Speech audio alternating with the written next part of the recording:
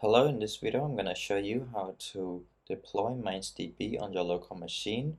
So there are two ways to do this. First is via Docker and the other one is via PIP. And I'm going to show you how to do this via Docker first. And you would need Docker Engine or Docker Desktop installed on your local machine. And you can install it via this web page.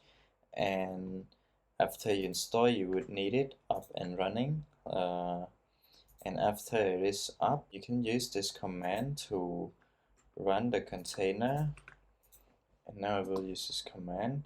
And if you first run this for the first time, you will see that the image is being downloaded because you would need MindsDB image downloaded, and it will take quite a long time for it to be downloaded and then for the container to be started. And for my case, the image is already pulled, so I will just need to wait until it is up.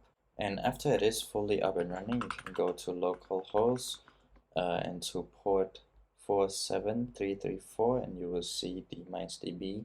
So here you have MindsDB deployed on your local machine on localhost.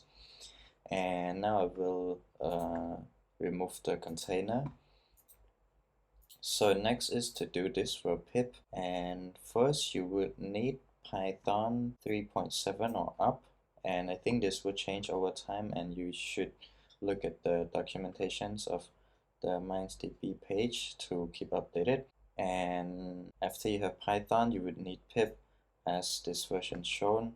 So you will run the command pip install MindsDB, and this will install the package, and it will take quite a while to download it. And after you have MindsDB, you can run python-m MindsDB, and this is similar to the Docker run, and soon you will see the MindsDB being run.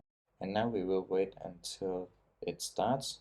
So here, as you can see, it has started now with this port. It's the same port, but we already destroyed the Docker container, so there's no conflict. And this is how you deploy MindsDB on your local machine. Thank you for watching.